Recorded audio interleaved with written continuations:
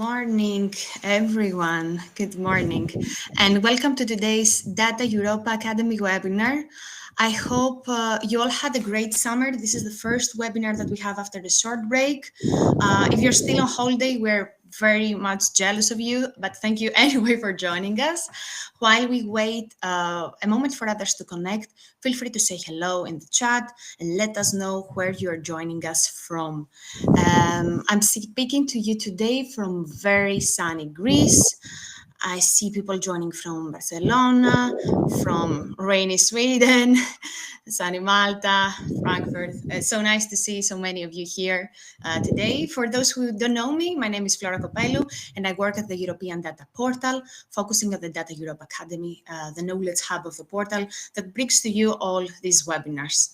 Today, we continue our series on common European data spaces. For those that are not familiar, you will get to know more about it in a few minutes from our experts, but in a nutshell, these spaces enable secure data pooling and data sharing. They're based on principles like interoperability and cross-sector collaboration, and they're supporting Europe's digital transformation and economic recovery. So far, we have covered in this series data spaces in mobility, Green Deal, language procurement, and even more. And today we turn to the common European tourism data space. Tourism, as you already know, is one of Europe's most important sectors. It supports millions of jobs, and it shapes the identity of many regions within Europe. And with the summer season just behind us, we thought it's the perfect moment to reflect on how better data sharing can help destinations, businesses, as well as travelers to and make tourism more sustainable, more innovative and resilient. So over the next hour, we will hear from the coordinator of the Deployter project. We will also explore two real-world pilot use cases, one from Syros Island in Greece, very close to my heart as this is where I grew up, and one from the Paris region in France. A few housekeeping rules.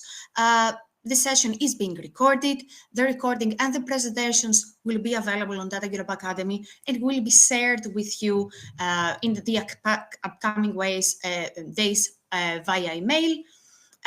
You are welcome to post questions in the chat at any time. We'll gather them for the Q&A at the end of the session. And at the end, please take a moment to complete our short survey. A link will appear similar to one that you're seeing right now on your screen. And you will also have the option to scan a QR code. And you already know how important is your feedback for us to improve our webinars. Now, I'm delighted to introduce today's speakers. Our first speaker is Dolores Ordóñez. Dolores holds a PhD in tourism data spaces in smart destinations from the University of the Balearic Islands. She also has a law degree from Deusto University and executive master in innovation. She coordinates the deployment of the European tourism data space and the EU Competence Center for Data Management in Smart Destinations. She is also president of Planetic, vice president of Turistec, and vice president of the Spanish National Hub of Gaia-X. She also contributes her expertise to several international initiatives, including the Intelligent Cities Challenge and Smart Tourism Destinations. For the European Commission, she is a member of the T40 group, co-leads its digital subgroup, and contributes to the Horizontal Task Force on Tourism. Currently, she is director at AnySolution. Our second speaker is Lignou, Innovation Manager at Pleiades Internet of Things Innovation Cluster. Georgia has a background in urban planning and extensive experience in smart city strategy, public sector innovation, and European-funded projects.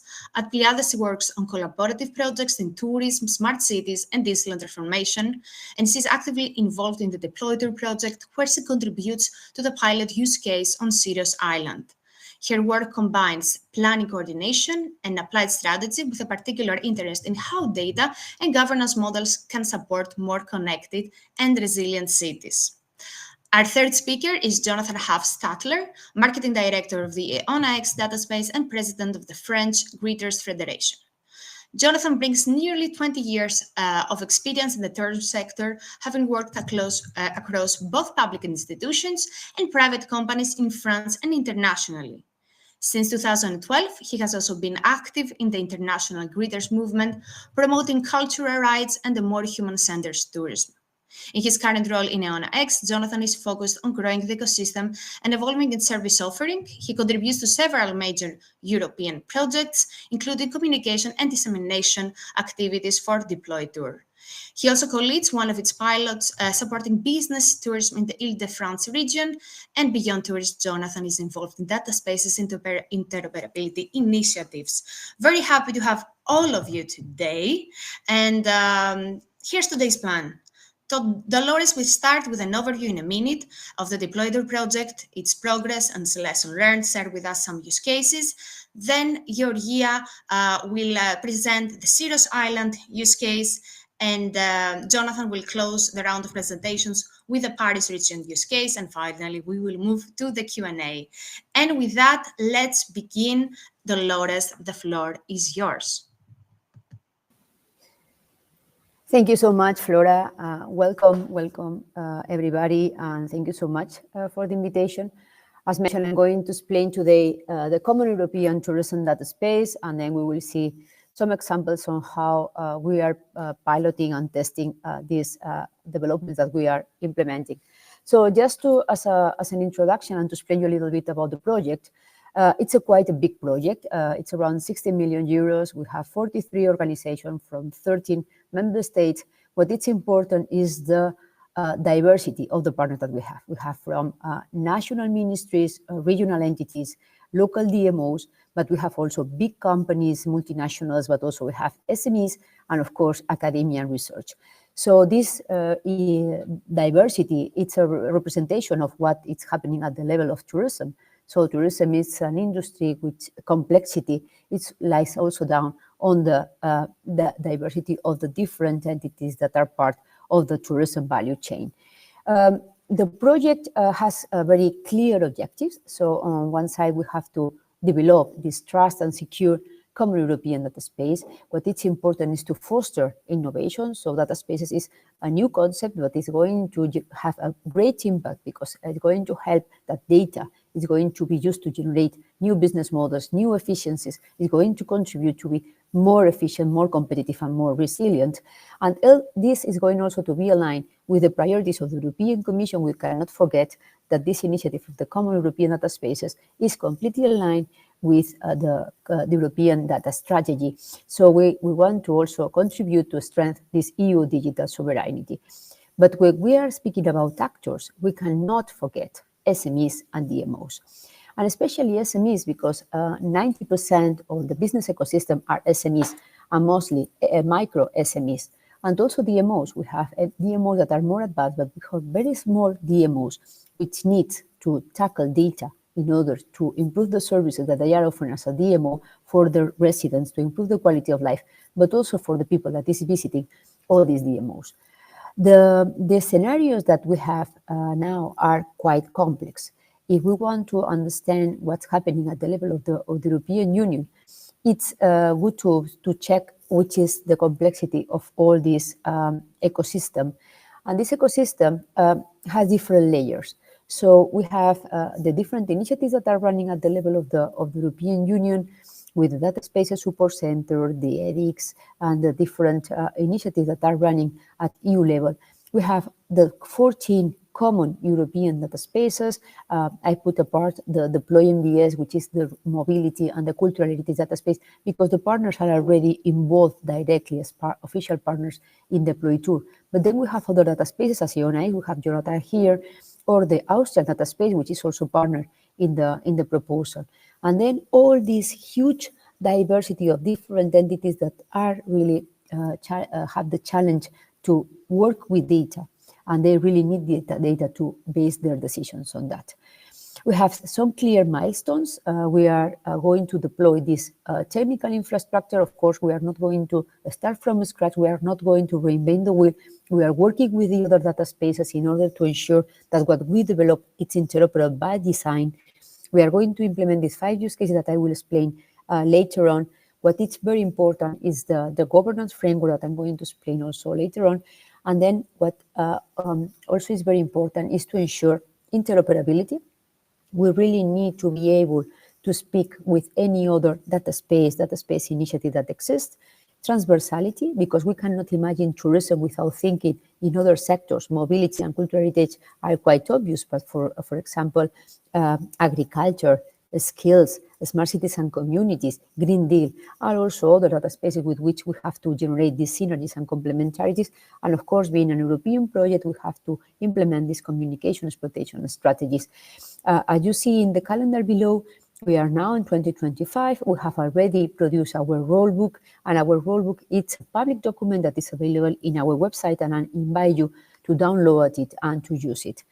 But I think it's important to dedicate 5 seconds to explain what is a data space, because there are quite misunderstandings about data spaces, and sometimes there is a confusion between data spaces, data lakes, data platforms, and all the different initiatives that are happening. What it's important first to understand is that we share data because we want. So it's a data sharing based on voluntary basis.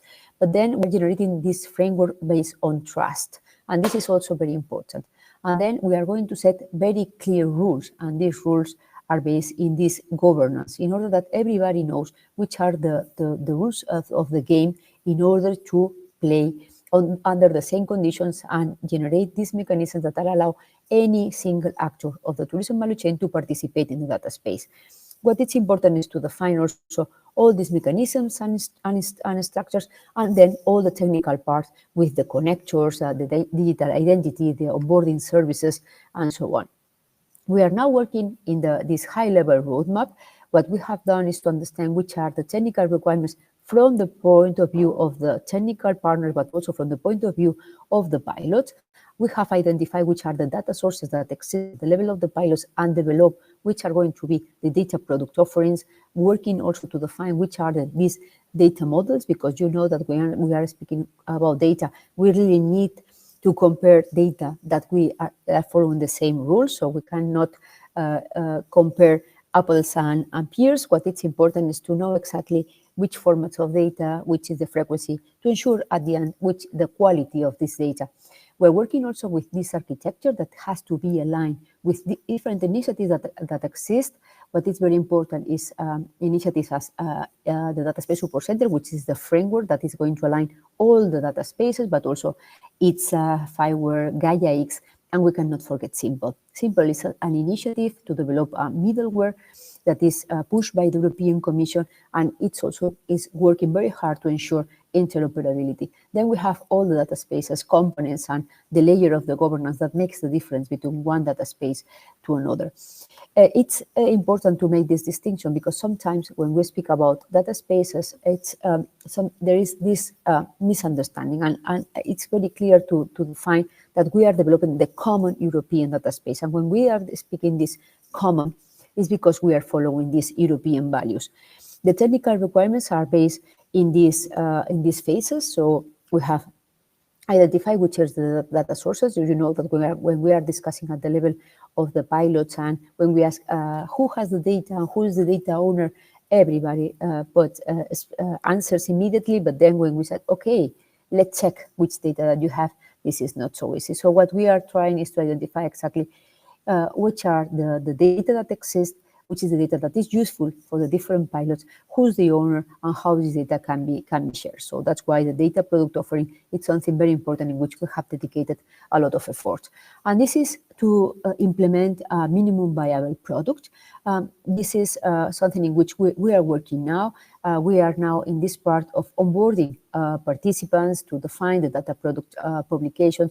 What is very important in the data spaces is that they are going to allow the data discoverability, because sometimes we are not aware of the huge amount of data that is managed by the different actors of the tourism value chain that could be useful for others to take better decisions and to know better what's happening at the level of tourism. Even if you want to measure the impacts of tourism, it's very important to get the data from different sources.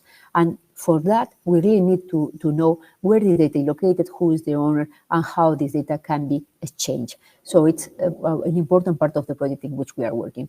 Related to the technical aspects, here you see the main journeys of the four main actors that normally are in a data space. So the data provider, data consumer, the data governance authority, or the service provider. We have been working to go a little bit more in deep. Here you have the overall structure of the technical aspect when you see how the access is going to be produced, how the data catalog is going to be generated, and how the different actors are interacting in all this structure. But what is really important is to define how the governance is going to work among all the different actors. And this is something in which we are putting a lot of effort.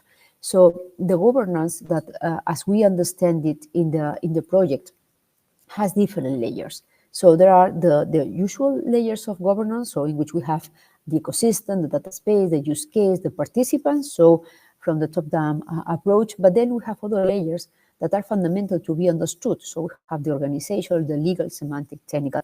You only have to think that only at the level of the member states that are part of the European Union, the competences on tourism are completely different from one member state to another.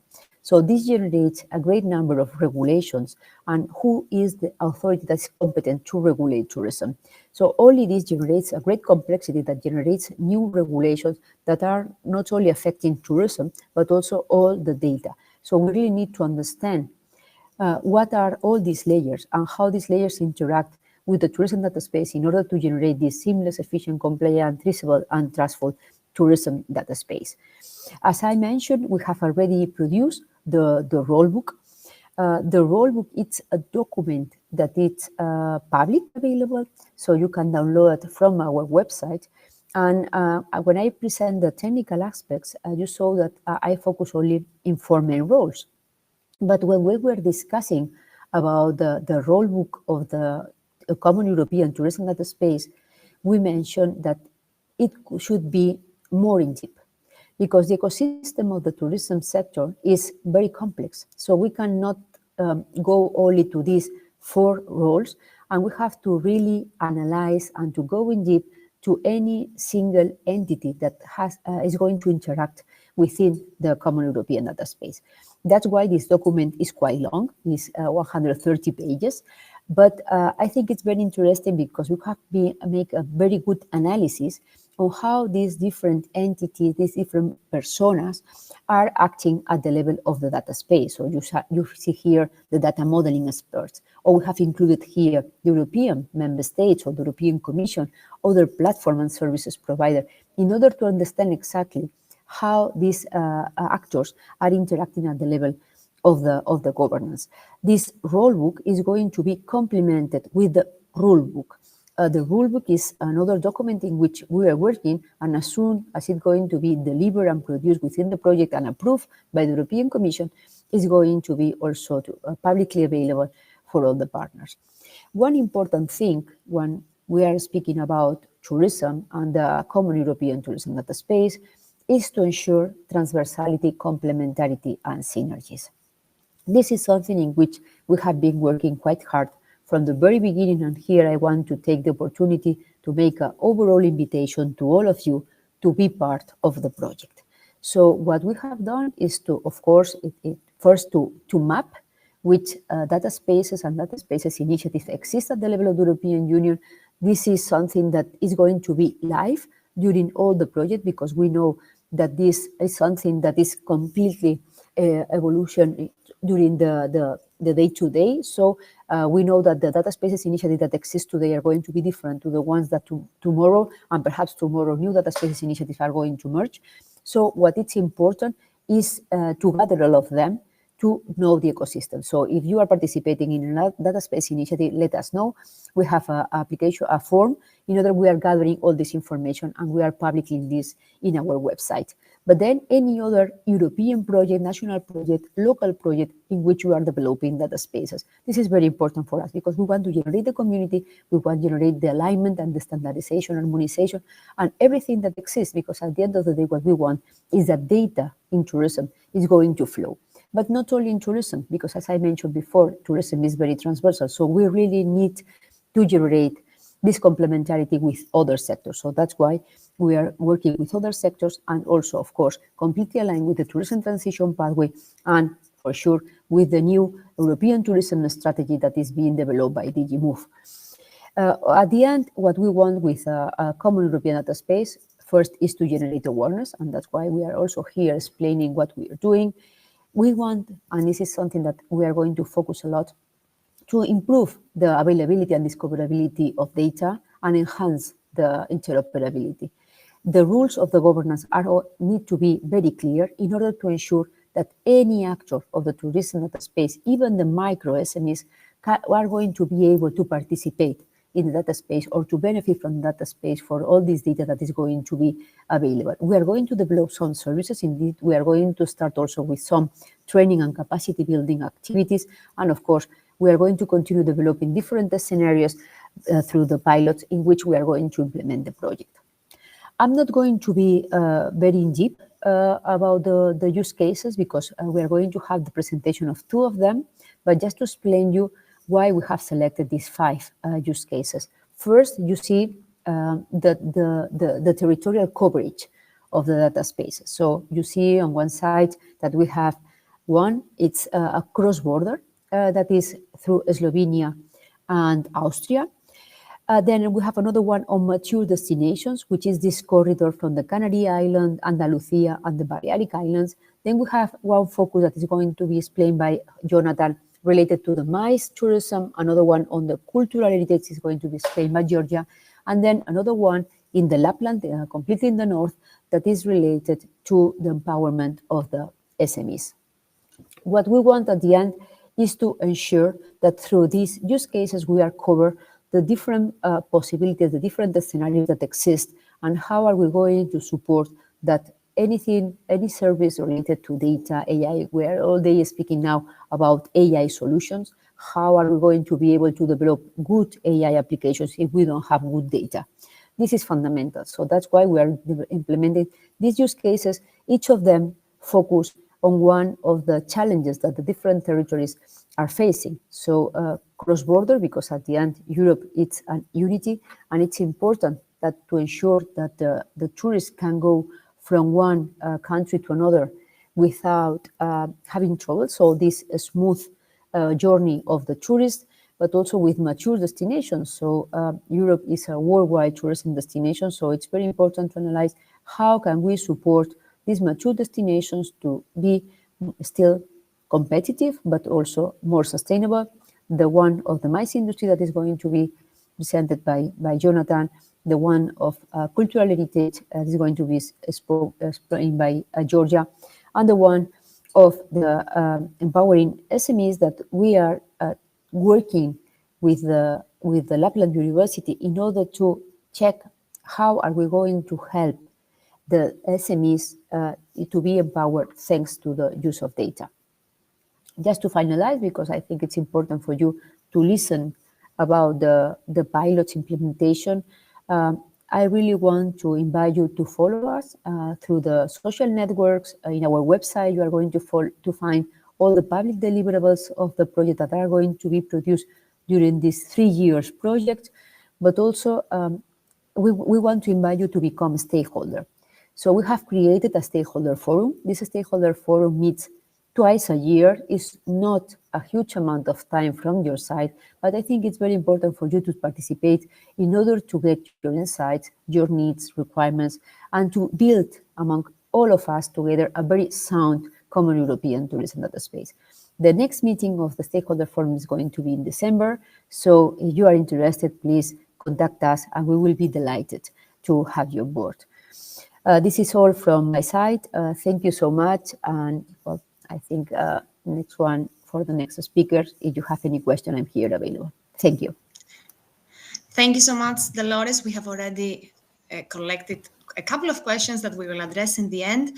Now, as you mentioned, we will go and deep dive in the 2 use cases. We will start with a use case from Syros Island, and I'm asking Georgia to join us.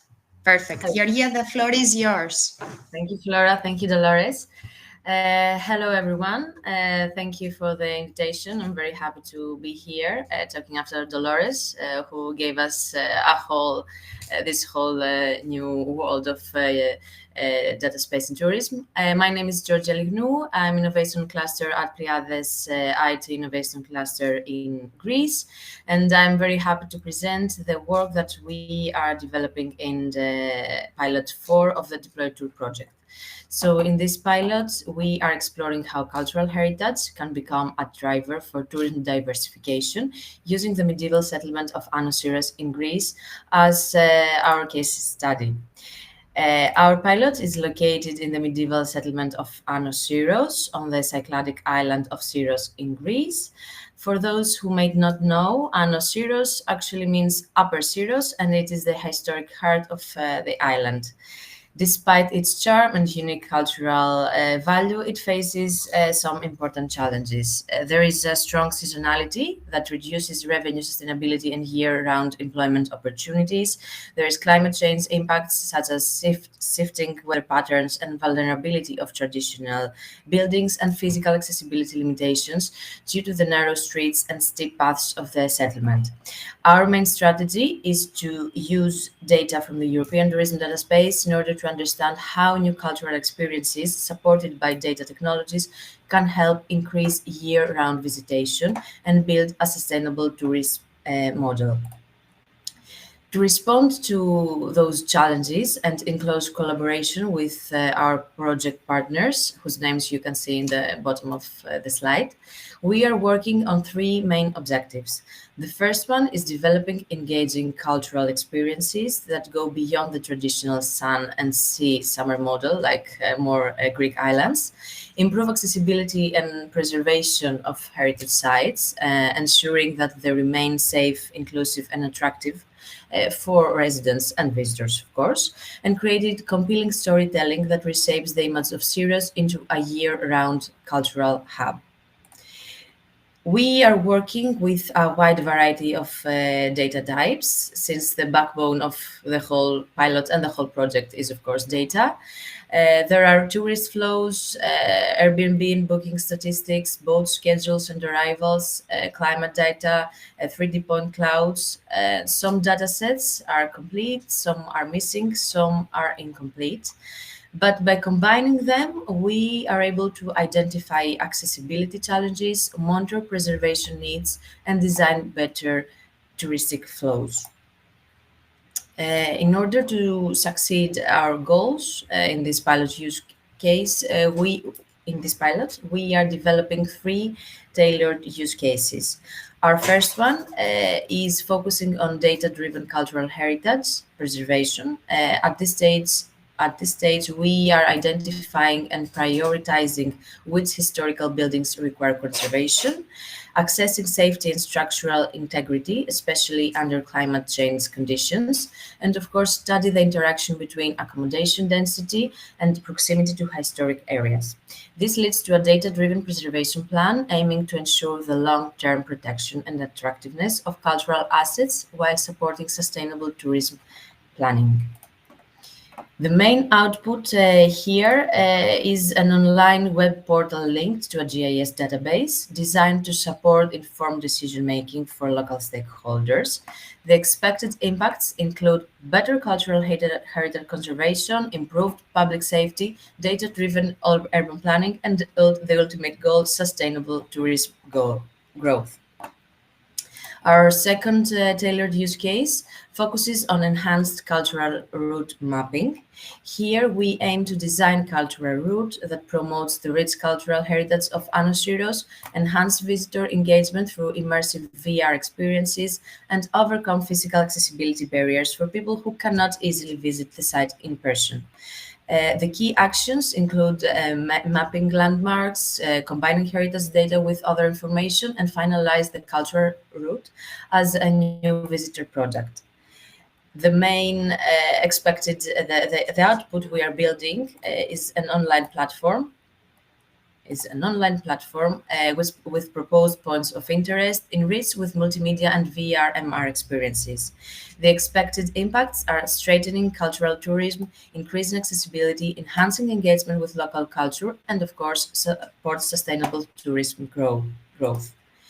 As for the third use case is introducing to a gamified tour experience. We are designing a game where visitors follow cultural landmarks and solve historical riddles while exploring AnySolution settlement. The route uses data so to guide visitors safely, avoid areas with vulnerable buildings, reduce pressure on overcrowded Airbnb zones, for example, highlight meaningful and cultural locations like churches and artisan workshops. And this approach makes the cultural discovery more fun, more interactive, and always safe. The result will be this gamified web app with embedded riddles and personal optimization options. The expected impacts encourage cultural exploration, boost local business revenue, provide a unique tourism product, and of course, optimize the tourist flow. So, to finalize, our pilot demonstrates how data can transform cultural heritage into a powerful driver of sustainable tourism by combining preservation, accessibility, storytelling, and innovation. AnySolution is becoming a model of how small destinations can diversify and grow in a smart, data-driven, and sustainable way. Thank you very much for your attention. Thank you so much for your presentation. So interesting to see that, especially because I'm coming from this island. So I really looking forward to get to know more about it. And now we will give the floor to Jonathan that will share more about the use case pilot of Paris region. Jonathan, the floor is yours. Thank you very much. We will travel now to the Paris area, where it's quite sunny at the moment. And we will look at a type of tourism which can be done all year long, which is not the same issue as what we had in Greece, which is business travel. And this is the pilot that I will be presenting.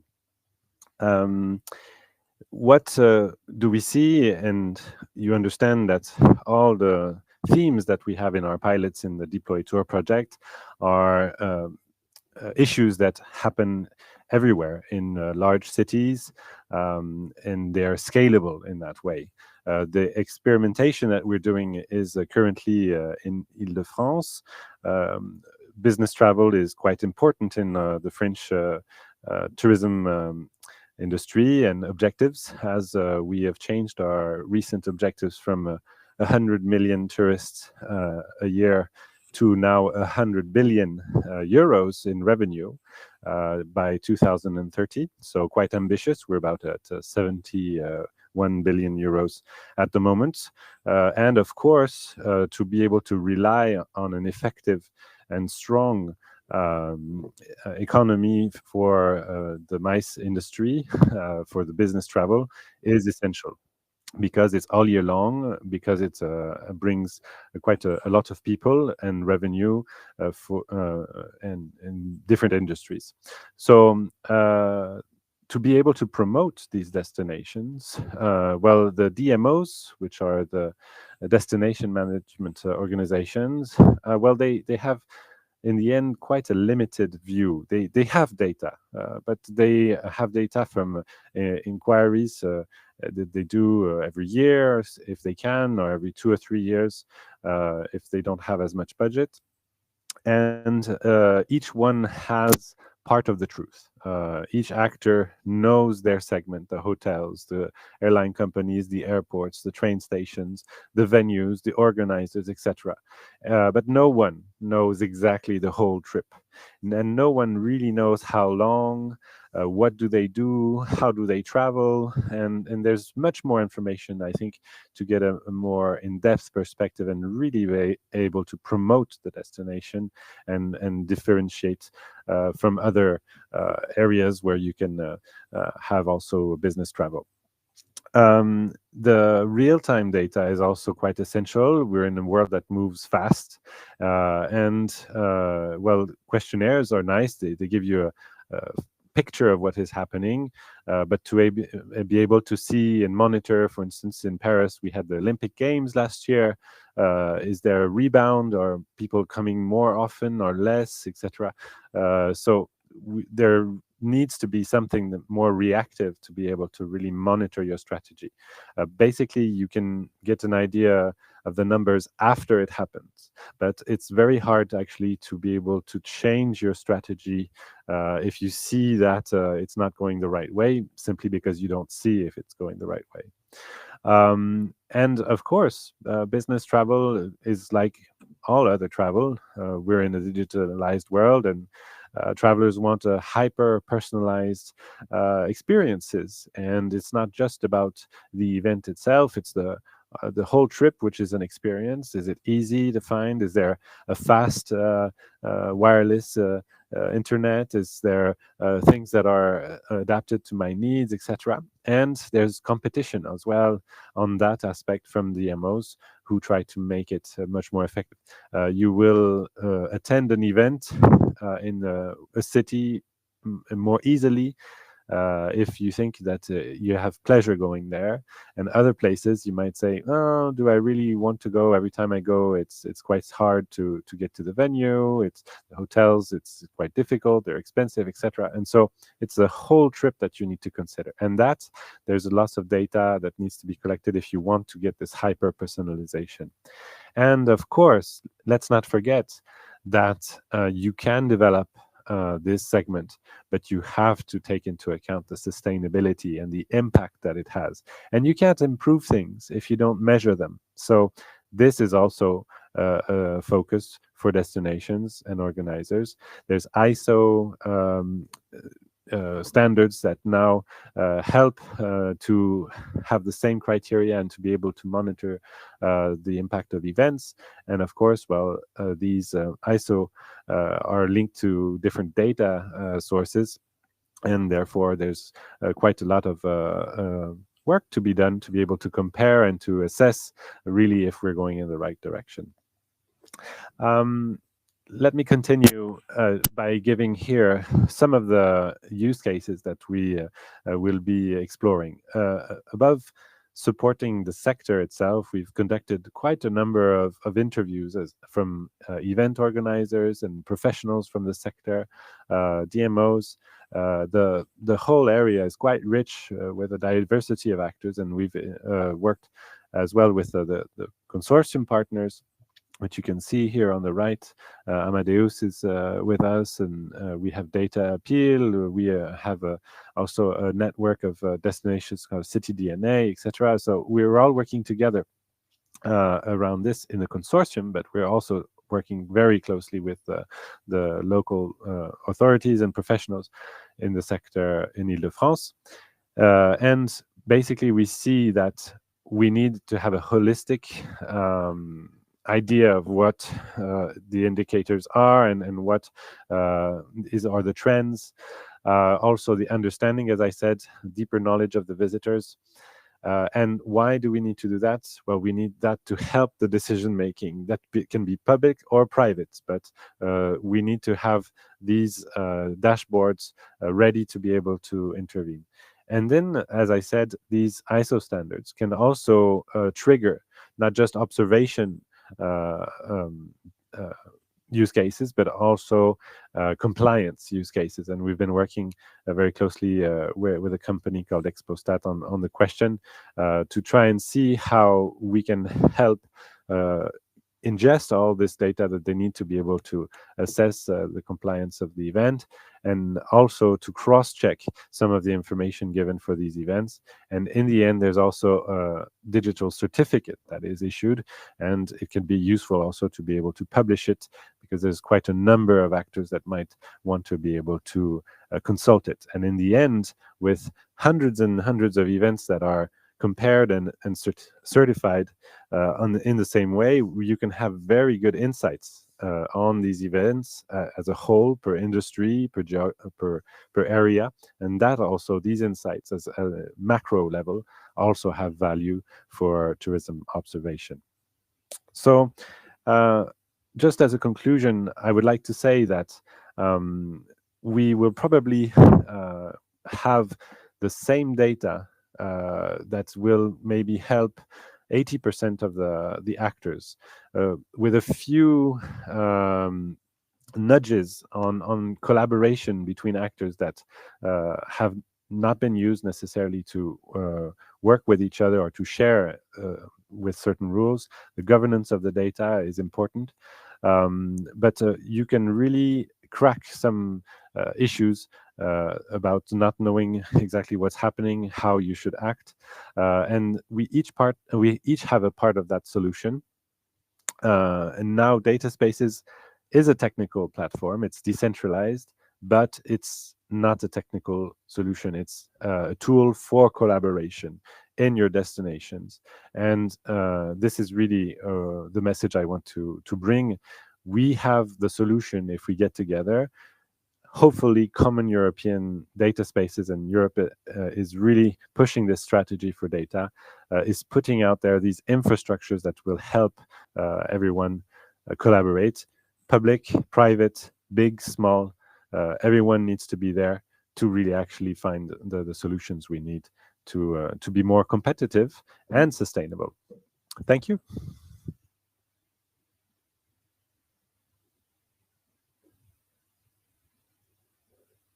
Thank you very much, Jonathan. Thank you very much to all of our speakers. We're collecting now all the questions, and I think it's the right moment for us to move to our Q&A session. I am kindly inviting all our guest speakers to join me and turn on their camera and their microphone. Okay, let's give a few more moments for them to join. Maybe in the meantime, Jonathan, if you would like to, we can already start with some questions. That some questions are received are more targeted to Dolores, some more targeted to you, but feel free, I will address one question to each one of you. Feel free to jump in if you want to add something in this particular aspect. I will start with you, Jonathan. There has been a question related to some data, for example, Airbnb and booking data, as often marked as missing data. And our participant has the questions: are there any negotiations ongoing to get access to this data? And if yes, under which conditions? The answer is going to be more complicated, and it's hard to give it in such a setting, but it's missing simply because they're not in our consortium at the moment. However, and we know that these platforms actually are very closely working with the Commission. In other instances, there's a digital chair, and we were speaking with T4T, etc. So the discussions are happening, just not necessarily in here in Deploy Tour yet.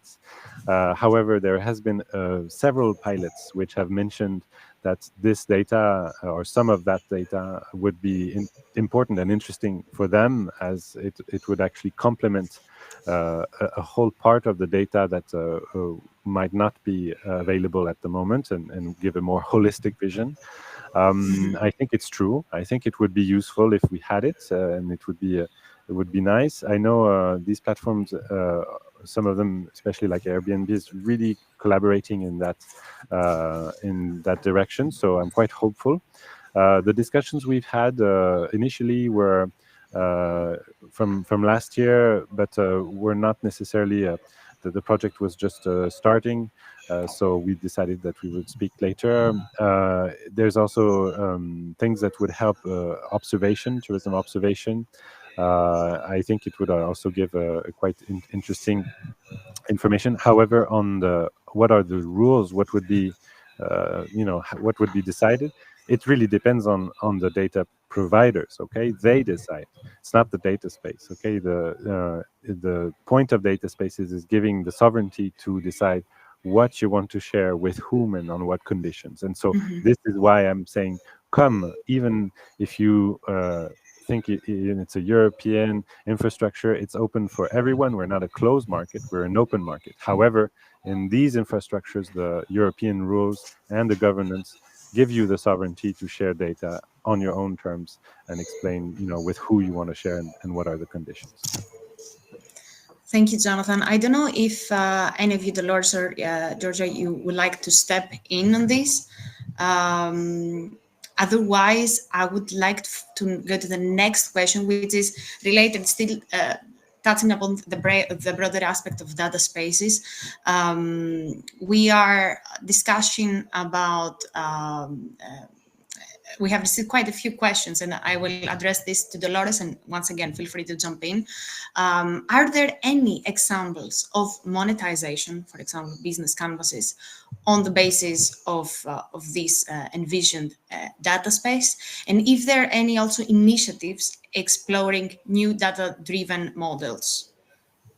Okay, for all the part of the business models and the monetization, it has been done a great job in the Data Space Support Center. So if they go to visit the website, there is a clear definition of potential business models that can be generated through this mechanism. But what is important is underline something that Jonathan has mentioned.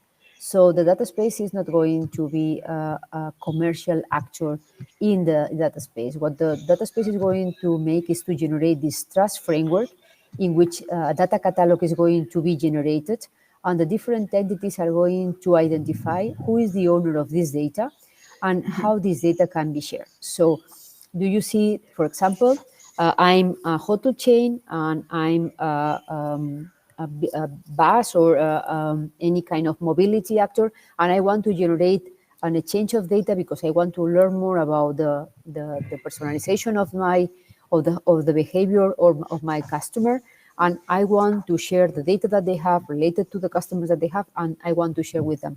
So I'm going to check which data that they have, which data they can share, because they really need to be compliant with all the regulation, GDPR, and so on, and under which conditions this data is going to be shared.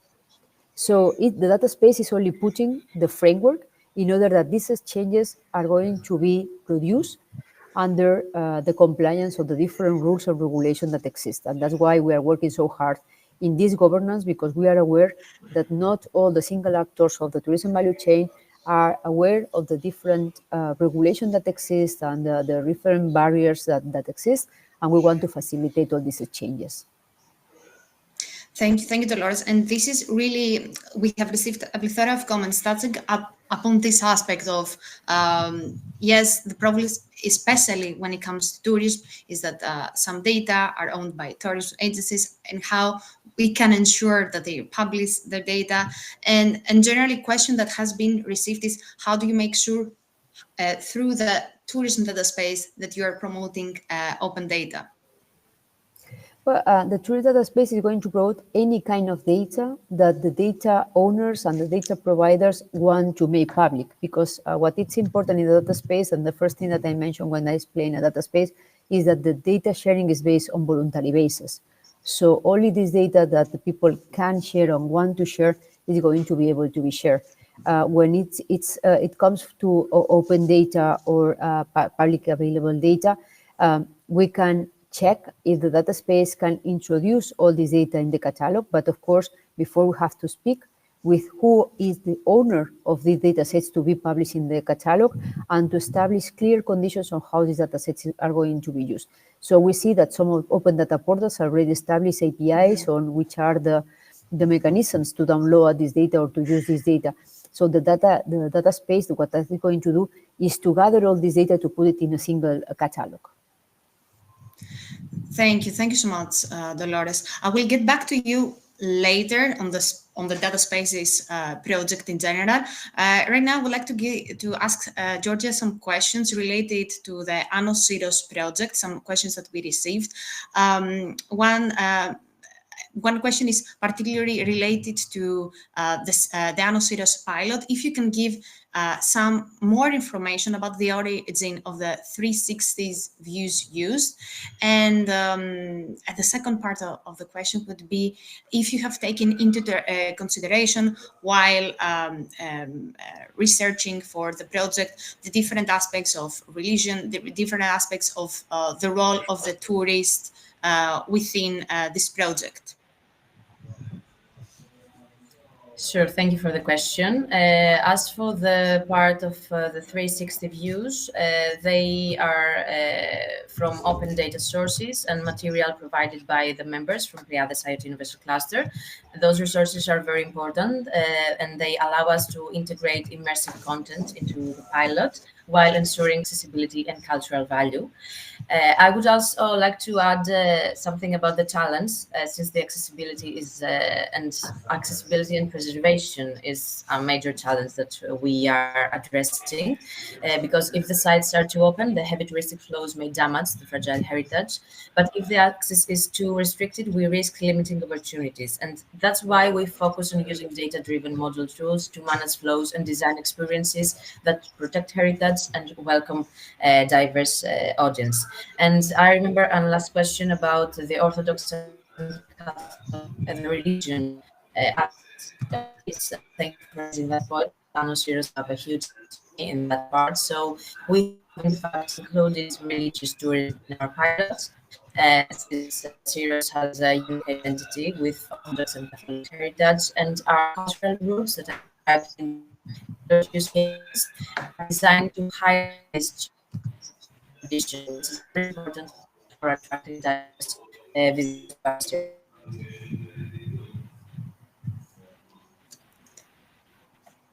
Thank you, Georgia. I actually, you tackled all the questions in one very nice and compact answer. So thanks for this. So that will integrate a lot.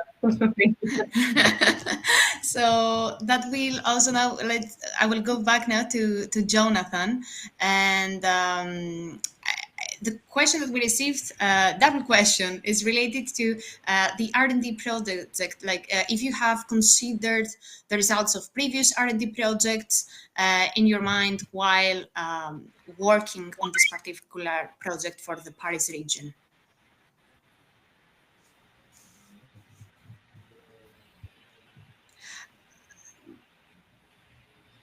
Jonathan, I cannot hear you. I don't know if it's just me. Sorry. Yes. I can hear you now. Yes. Yes. I was entering in the chat that of course, if there's any particular R&D project we should look at, please forward it to us. We'd be very happy to look into it. However, this is not an R&D project specifically. It's a real life, real operator. They're really interested in doing it for themselves in the real life with real statistics and real visitors, and they're using this project as well, to support what they're doing. But these are real indicators, real dashboards, real companies, and so they're really trying on these indicators for their businesses and for the DMOs. So they are the ones who are actually telling us what they need, and we're trying to satisfy it as much as we can. And so the direction is, of course, inspired by what has been found in research and in theory should work or has been tested. But we're really trying to deploy. We're really trying to apply in the real life. And so the real people who give us orders is really the businesses and DMOs on the ground who have these needs and are telling us what they need. Thank you, Jonathan. And maybe also stay for the next question, and then I open this question to all three of you because I think it's touching upon all your areas of expertise. It's related to AI, as always. AI agents are reshaping search, planning, and booking.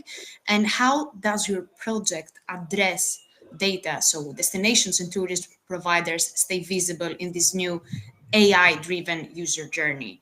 I'll give the floor to whichever wants to answer this question. Well, I think what it's important is that the data space is going to ensure data availability. And what we are working also is to ensure data quality. Because we cannot forget that AI, it's only data that has been trained, and some models have been developed based on this data. So if we train the models based on bad data, we are going to have bad AI. So, and that's why when we enter in one of the generative AI models that exist now in the market, and you put, make these recommendations, sometimes you don't get the recommendation that is the good one, or is not accurate, or the place it doesn't exist anymore, because it is not taking the good information from the destination. So I think here the destinations have a very important role to update the information that they have, because all the AI models are going to be trained based on the information that they put available. That's why the data space plays a very important role, because we are going to ensure who is the data owner, who is the data provider, how this data can be used, under which conditions, and the traceability of data is also going to be ensured. So training data based on the data that comes from a data space will ensure the quality of this data, and therefore the AI models are going to be better. Thank you, Dolores. And that's very also important here. I don't know, Jonathan, if you would like to add something. Sure. So just it's really important to understand that there's no AI without reliable data. That's for sure. However, we've also spoken about a trust framework. And how will you actually trust an AI agent, that he is really who he is, that you will let him in your system, that you will actually be able to speak system between systems, etc. You need also to have this trust framework. So we think that data spaces, sharing data is a first step, but to really get the full potential of data spaces as a trust environment, you can also want to exploit the capacities. That means you'll get the information, for instance, of the time of a plane or a train, and then you'll get the real-time data saying it's late, okay? But it's not that you want. What you want is if you are late, to be able to change your reservation and really access that booking. And I think that's the next step. We're working on it. It's a little bit outside of the Deploy Tour project, so I won't go too much in detail. Put the link in the chat. But we've issued a report on generative AI and data spaces, exploring one use case that we should be doing in EONA-X. One of these use cases in this project is on the mice industry, and could actually be in synergy probably with the Deploy Tour project, and some of the actors are the same. But I really think this is the next step for data spaces. Once people start sharing data, they will want to exploit the capacities of being able to change reservations or issue different things through the trusted framework. Thank you, Jonathan. And maybe just one extra question we will choose. Everyone was very curious about the use cases that we shared today. Are you planning to expand the use cases across other regions? Well, at the beginning, the project foresees these 5 pilots. Each pilot is implementing its own use cases, but what is important is that by the end of the project, we are foreseeing also the onboarding of new stakeholders. So I think this is something in which we are working in order that by the end of the project, we can start interacting with all the members of the community. Thank you. And maybe, okay, we have time for one last question, and then we will need to close. And so, Dolores, if there is a legal framework that you can provide that provides the right to access the data, as, for example, official statistics, if there's something in place? Well, the official statistics is there. So, and I saw also the question there. Indeed, through Deploy Tour, but also another project with which we are collaborating, it's the EU Competence Center. We are working closely with Eurostat and the Joint Research Center.